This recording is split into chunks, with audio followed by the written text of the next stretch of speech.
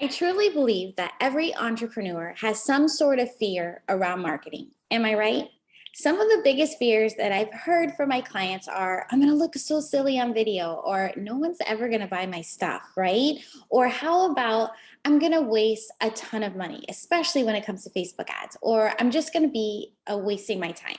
Here's the thing, all these things have the potential to happen. However, you shouldn't let the potential of something happening hold you back. In every moment, you have a choice to choose your fears or a choice to choose your dreams. A choice in making your fears is making all decisions based on fears, and that's no good decisions at all. But can imagine if you actually make your decisions based on your dreams. How crazy cool would that be? Now, listen, marketing is a vital part of business. So if you're not marketing your business is slowly dying. So it's important to address and conquer your fears so that you can actually fall in love with marketing. Marketing is so cool because when you realize that it's all a big game and it's all a big test to see what's working, what's not, and what might I do differently next time, it's going to be so much fun. So ask yourself why you have these fears in the first place. What will happen if they come true? Will the world end, right? Or will you actually learn a lesson from it to do better next time, to have better results in the next time you go for it, right? And are these fears really truth, or are they just stories that you're telling yourself? And I can guarantee you it's the latter of the two. Now, the best way to realize that something isn't so bad and scary is just to do it. Like, feel the fear and do it anyway. So how do you do that? How do you become courageous and like hit imposter syndrome head on? And it sets in, this imposter syndrome, at every level of your business. So if you're thinking like, oh my gosh, I have imposter syndrome because I'm just starting out, or I'm not at the level, or whoever's making so much money or has all these followers, they never get imposter syndrome. I'm here to tell you that they do, because it's at every single level. So, in case you don't know what imposter syndrome is, it's the experience of feeling like a phony, right? You feel as though at any moment you're going to be found out as a fraud. It's like you don't belong where you are, and you only got there because of dumb luck.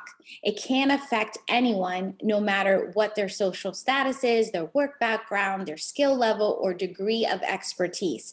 And you might see it showing up something like an inability to realistically assess your competence and your skills. Or maybe you're attributing your success to external factors, right? Or you berate your performance. Or maybe you even have like this fear that you won't live up to expectations, right? And whose expectations? Probably yours, right? And they're probably unrealistic expectations. Maybe you're like overachieving or sabotaging your own success. Definitely the self-doubt with imposter syndrome sets in, or it might be even coming up for you as setting very challenging goals and feeling so disappointed and beat down when you fall short of those. All right. So if you've ever felt any of that, that all comes down to imposter syndrome, even including trying to do all the things yourself and not hiring somebody to help you out, right? So here are 3 shifts to becoming a courageous CEO. Now, notice the evidence that it can be done. So when you're scrolling through social and you see other people are doing what you do, that is evidence that it is possible. So instead of getting jelly or saying, oh my gosh, so and so is already doing this and they have way more followers than I do, or they're connected to so and so, or whatever other excuses and reasons that you tell yourself so you can end up not doing that thing, instead say thank you. Thank you for showing me that it's possible. Thank you for showing me that if another person can do this, I can do it too. And thank you for showing me that my idea is wanted, is needed by people in this world, right? So I'm going to be a success. Now, the second thing is to own your accomplishments. Women tend to explain their successes away by ascribing them to be things like, oh, that's just luck, or oh my gosh, it was such hard work, or I got help from others, rather than the innate ability to own the role that you played in your success by forbidding yourself from falling back on excuses. So practice saying these words out loud. I am proud of what I have accomplished. I am a badass bitch, and stand in your power.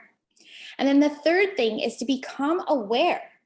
Notice what you're saying, what words you're using to describe yourself or the situation at hand.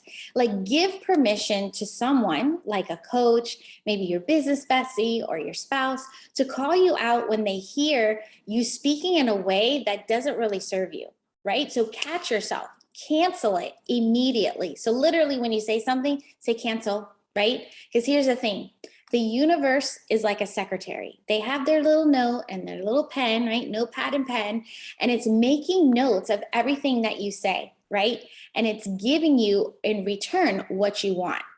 So if you're speaking or you're focusing on what you don't want or what you don't have, or, oh, I will never get this, or I'm not going to have that, or this is not going to happen for me, then guess what? That's what the universe is writing down. And that's what you'll get more of, right? So refuse to let imposter syndrome hold you back. No matter how much you feel like you don't belong, don't let that stop you from living your crazy cool life. Just keep going and refuse to be stopped.